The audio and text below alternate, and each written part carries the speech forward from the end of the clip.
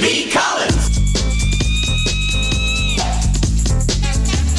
Peter B. Collins, news and comment. It's Monday, December 3rd, 2018. Your humble host just returned from a road trip to Southern California. Got together with friends and fans and had a pretty good break. Time to dive back into the news that I missed and catch up on some commentary here. Donald Trump went to the G-20 summit in Buenos Aires and once again embarrassed us on the world stage.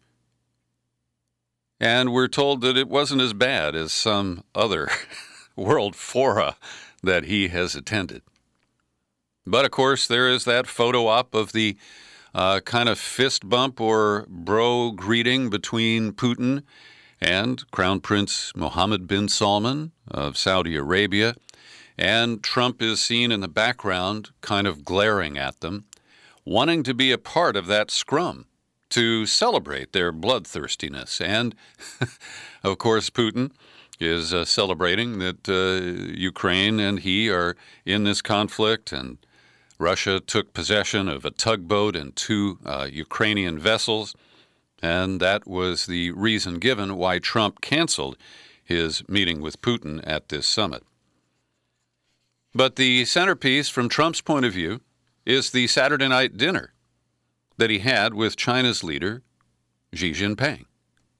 And we are getting two widely different readouts on what occurred. You want to hear what Trump says?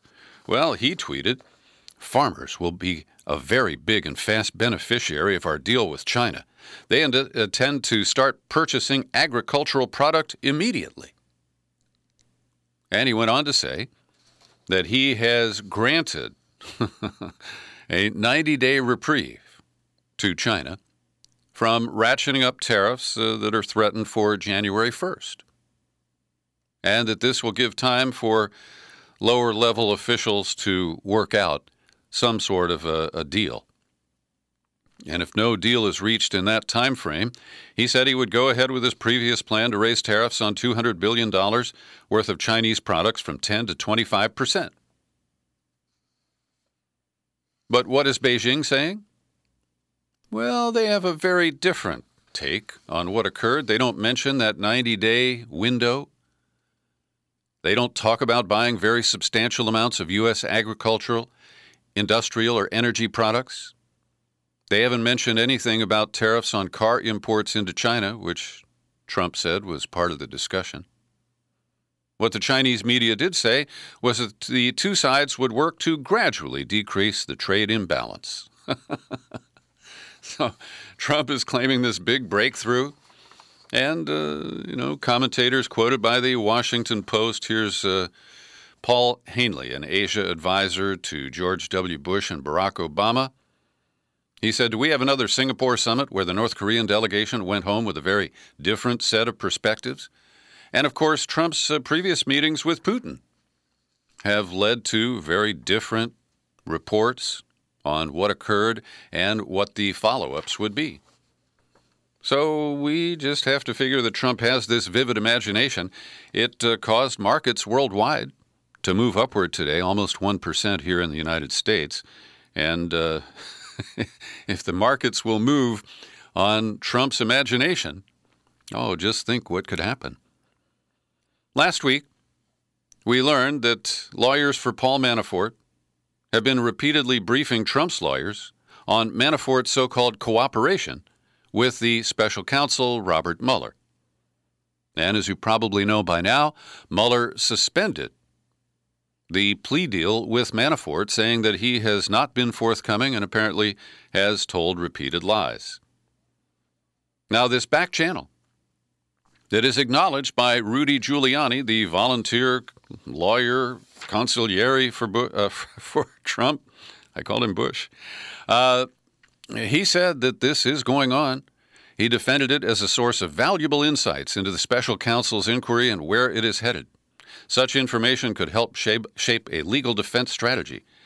Now, can you imagine any other person who's being investigated on serious charges where they are permitted to get inside information on what the prosecutor, the DA, whoever it happens to be, is doing with other witnesses and players in the scheme. Now we're told that these discussions with the president's legal team violate no laws. They are reported to have contributed to the deteriorating relationship between lawyers for Manafort and Mueller's prosecutors. And it helps us understand the tweet, what was that, just about 10 days ago, when Trump said, "Wait until it comes out how horribly and viciously they're treating people, ruining their lives, for them refusing to lie." Now, this sets up some very interesting possibilities. And that is that Paul Manafort may have gone silent, gone into a mode of trying to win a pardon at the expense of his deal with the prosecutors. And the way Mueller structured the whole arrangement where Manafort has to forfeit most of the wealth that he gained while he was working for Yanukovych in Ukraine and also for some Russian oligarchs. And so this gives us the insight into how Trump gathered those characterizations and shared them publicly. Now, one of the other things that surfaced while I was away last week was that the London Guardian and its tainted reporter Luke Harding went with a story claiming that Paul Manafort had met 3 times with Julian Assange at the Embassy of Ecuador in London. One of those meetings purported to be in March of 2016.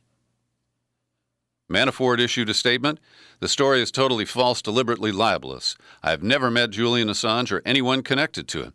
I've never been contacted by anyone connected to WikiLeaks, directly or indirectly. I've never reached out to Assange or WikiLeaks on any matter."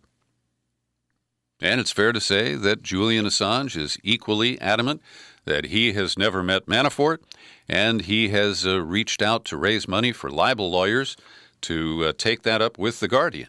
And maybe you've seen online the side-by-side depictions of the original posted Guardian article and then how it was very quietly edited to put in weasel words that suggest that they have zero evidence for these claims.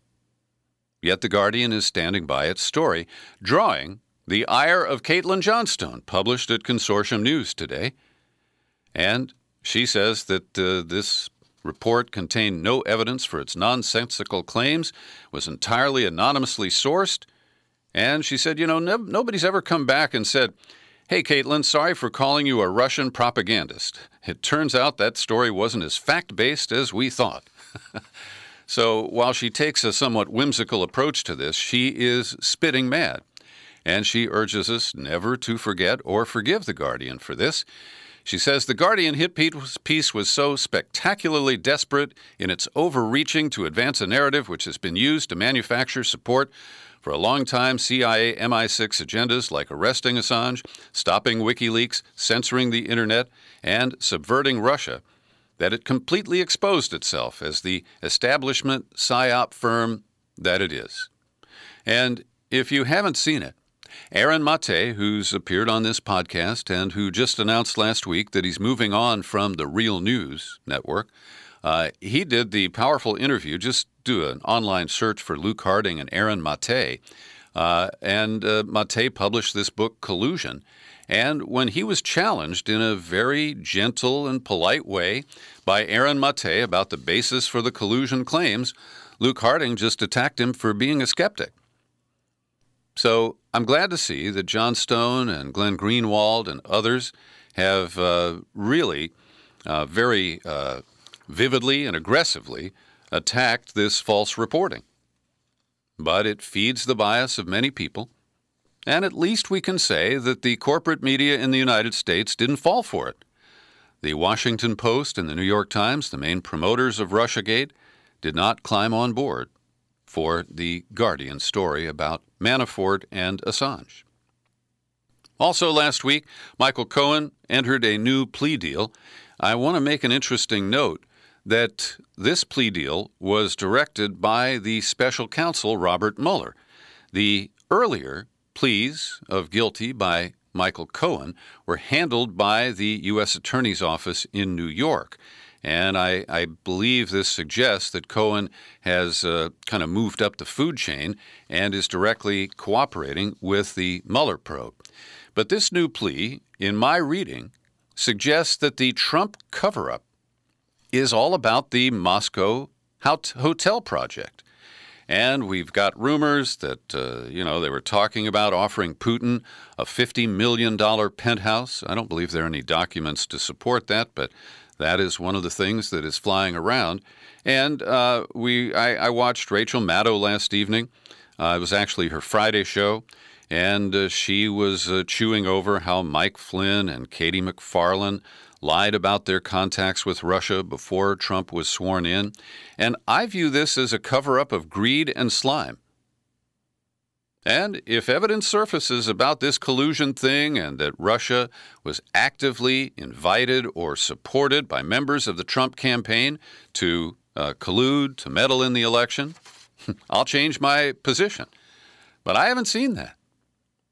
And the Washington Post goes to great lengths today, showing a timeline of Trump's false statements and Cohen's false statements about the efforts to promote the project in Moscow during the campaign during 2016.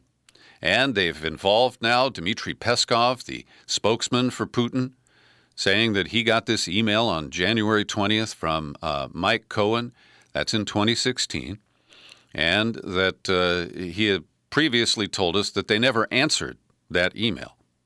And we were told previously that the email went to something like info@kremlinnewsoffice.ru. I don't know the exact address, but it was something silly like that. And so we now establish that Cohen is promoting the hotel deal in January of 2016. And it was just a couple of months later that these low-level people, Carter Page and George Papadopoulos, they suggest to the campaign that Trump travel to Russia. Now, these are outsiders who didn't know, or probably didn't know, about the hotel deal that was under discussion. So we learn that in May of 2016, Michael Cohen and Felix Slater, the Russian national, who is a criminal in the United States, worked selling Trump condos quite a bit. They were planning to go to Russia. But when the news surfaced blaming Russia for the hack of the DNC, Michael Cohen met Slater in the lobby of Trump Tower and said their trip is off. Now, many people look at this as, linked, that the timing there is highly suspicious. And again, if we see that in addition to talk about the hotel deal, there was talk about how Russia could help Trump win the presidency, that would be stunning. But we haven't seen anything like that so far. And all over my Facebook feed and when I talk to my Hillary Clinton supporting friends, they say it's Mueller time. The indictments are going to roll out and Trump is going to disappear. And they conveniently overlook that Bob Mueller is most likely to write a report. Trump has installed Matt Whitaker as the acting attorney general. He is the goalie. He's going to do everything he can to prevent that report, or at least any key portions of it, from seeing the light of day and public exposure. And then there is the Democratic refusal to even consider impeachment, despite their incoming control of the House in January. And so Trump knows that he is essentially immune. He can continue to operate in this reckless and dangerous fashion. And on the one hand, the Democrats say, oh, look at all this Russia stuff. And on the other hand, they say, we're not going to do anything about it. James Comey is going to make one trip to the lame duck House Intelligence Committee, and he negotiated terms that it will be conducted in private, but there will be a transcript released within 24 hours of his conclusion of whatever testimony he offers. Comey went to court last week to try to get some help in negotiating these terms, and he did come to some arrangement. I don't know why they want to grill him again. Maybe it's about the Hillary indictment and all of that stuff, but it seems quite gratuitous at this stage. Now, that doesn't stop Adam Schiff, who will take the gavel at the House Intel Committee starting on January 4th. He said on a Sunday TV show that Roger Stone, the former Trump campaign advisor, and his colleague Jerome Corsi, the so-called reporter, he's not a journalist, he is a polemicist, who, of course, wrote for WorldNet Daily, wrote for InfoWars, wrote the book about the birther movement, and the claim is that their testimony to the House Intelligence Committee was inconsistent with emails that have recently surfaced. Now, the Democrats have teed up some plans for day one when they take control of the House. They are going to pass a package of bills aimed at public financing of congressional campaigns. I fully support that.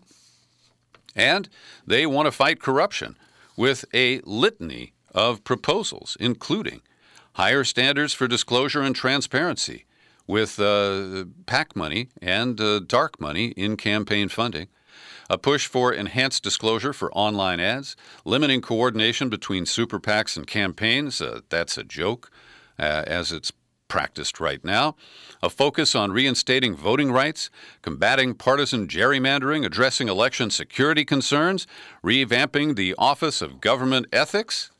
And, of course, all of this is just for show, because the Democratic majority will pass this, and it's dead on arrival in the U.S. Senate.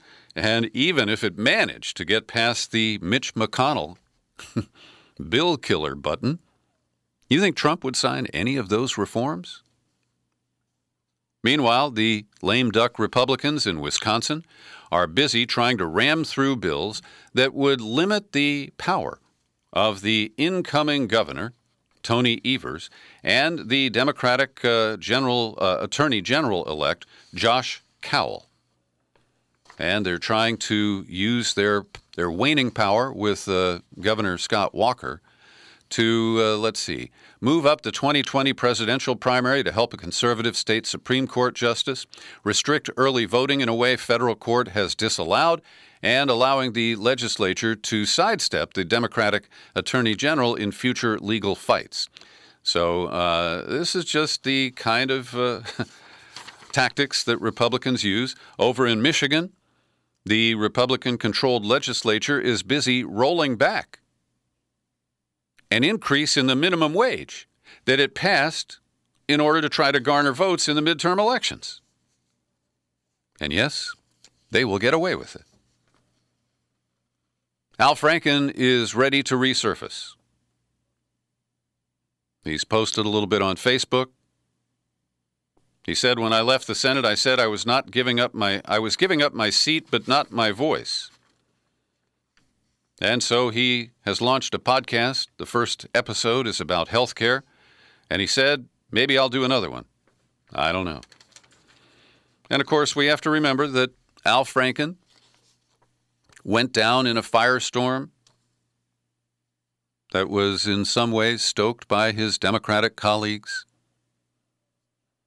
And when you look back, his offenses, there were some offenses, are mild in comparison to others that we have seen accused or proven. But at the time, Roy Moore was being accused of predatory behavior toward young women as he ran for that open Senate seat in Alabama. And it caused Al Franken to pay quite a price. Also on the Me Too agenda, Professor Neil deGrasse Tyson has denied allegations of rape and apologized to women who accuse him of sexual misconduct. And they're separate charges. The rape charge goes back to the 1980s when he attended graduate school at UT Austin. And a woman who's gone public, Tashia Ahmet, accused him of drugging and raping her at his apartment when they were both students. Now, the other two cases, he has issued apologies to two women who said that, they found him, that he made them uncomfortable.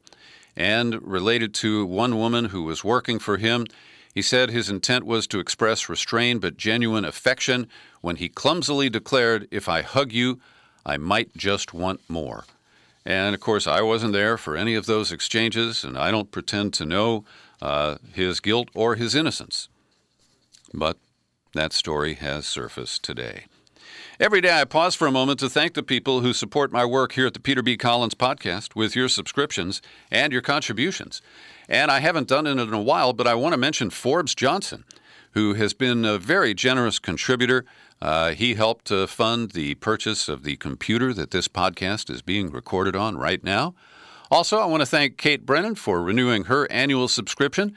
She has moved from New York to Akron, Ohio, to be closer to her grandkids. And, Kate, I really appreciate your continuing support. Let's also mention Don Cisney and Paul Lacombe. They're regular monthly contributors to this podcast, and I always invite you to join in. It's easy to do. Visit peterbcollins.com. There's a menu button. You click on it, then click on Become a Subscriber. You land on the sign-up page, and you can take it from there. If you're allergic to PayPal, I understand. You can direct your correspondence to Box 150, 660, San Rafael, California, 94915. Also, I just want to mention, just to see what happens, that while I was in Los Angeles last week, I met with a number of people. I am peddling a screenplay, a movie screenplay, and it is about the life of my friend Dennis Jones, who was wrongfully convicted, spent 23 years in state prison here in California, and while he was in, he produced a number of benefit concerts. He founded a nonprofit to support innocent prisoners, and it is quite a story. And it's been written up by two professional screenwriters. We're getting high marks on the quality of the writing. And if you have any contacts in Hollywood, if you have contacts at Netflix, at the new Apple movie unit, at Netflix or Amazon Prime, any of those outlets, I would appreciate any kind of introduction you can offer. And if you're curious, send me an email, peter@peterbcollins.com. I'll be happy to share a 2-page synopsis of the screenplay, and it would give you a better idea of how you might be able to help me network it. In Israel, the police have recommended charges, new ones, against Benjamin Netanyahu, the prime minister. They want him indicted on bribery, fraud, and other charges, accusing him of trading regulatory favors for favorable news coverage in a major newspaper there. This is the third time police have urged Netanyahu face criminal prosecution, and it dealt another blow to his teetering coalition, which he holds on to by 1 or 2 seats in the Knesset. Now it's up to the Attorney General, who was appointed by Benjamin Netanyahu. We won't expect too much from that. Meanwhile, the case of Mohammed bin Salman and his responsibility for the assassination of Jamal Khashoggi at the Saudi consulate in Istanbul in early October takes a new spin. There's a leak out of the CIA, which I believe shows that they have metadata confirming communications 11 back and forth. It doesn't say if these are phone calls or text messages that coincided with the hit team's advance into the consulate and the murder of Khashoggi on that day. Now, we're told that Gina Haspel, the CIA director who was responsible for torture years ago, she is spitting mad that this has leaked. And, of course, she is trying to dance around calls from Congress to come over and testify about this. But it does tighten the claims that MBS was directly involved. Citing Saudi Arabia but not naming them, the Gulf nation of Qatar is announcing its withdrawal from OPEC, the Organization of Petroleum Exporting Countries. Qatar says it will focus on its natural gas industry, dismissed the idea that the withdrawal was connected to politics, but then said, "We're not saying we're going to get out of the oil business, but OPEC is controlled by an organization managed by a country." A clear reference to the House of Saud. Also on the oil beat, Trump Co. is working feverishly to fast-track approvals to exploit the reserves in the Arctic National Wildlife Refuge. And Obama did some lame efforts to try to block this for the future, but they are working with Republicans in Congress, the White House is, to clear the way for oil exploration. And this is oil, carbon that should never be extracted. And at the G-20 summit, Trump was the only outlier when the others announced their support for efforts to deal with climate change. In Paris, what have been protests have turned into riots. The Yellow Vest protests are an extraordinary venting of rage and resentment by ordinary working people, and the Macron government, which has unraveled the economic and labor safety net for the French people, is facing down the unrest and the pain that it has inflicted on the average citizen of France. George Soros has been booted from Hungary. Actually, a university that he has funded for years, Central European University, has been ordered to shut down and get out of town by the increasingly authoritarian Prime Minister Viktor Orban. The school was established 25 years ago to educate a new generation of leaders after the collapse of the Iron Curtain. And this signals autocracy, and the U.S. is not really fighting back. Trump's handpicked ambassador, 80-year-old David Cornstein, confirmed that he never tried to use either incentives or threats to sway Orban, despite his proclamation upon arrival in Budapest last June that his top mission was to keep the university in Hungary. And speaking of Soros, BuzzFeed released some of the research documents that Facebook bought from its vendor, the company called, what the heck are they called? Definers. And this one, anyway, seems fairly innocuous. Sheryl Sandberg, after Soros gave a speech denouncing Facebook, said, she asked people to find out if he was shorting their stock. And they did investigate using public records, but it doesn't suggest too much beyond that. John Zweibel is a loyal listener to this podcast, and he consumes just about everything we output here, or so it seems.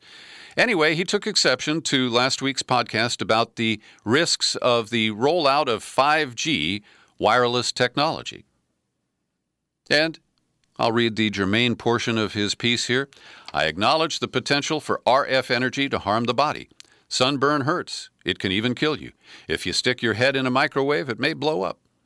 But without some kind of study that shows me the amount of extra energy that cell phone systems distribute into the environment versus the background, I'm very hesitant to accept what to me appears to be wild conclusions based on selected studies that have no bomb, meaning, well, let us look at the website where it says the chance of getting a tumor goes up by 40%.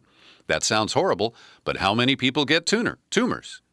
So, John, I understand your argument.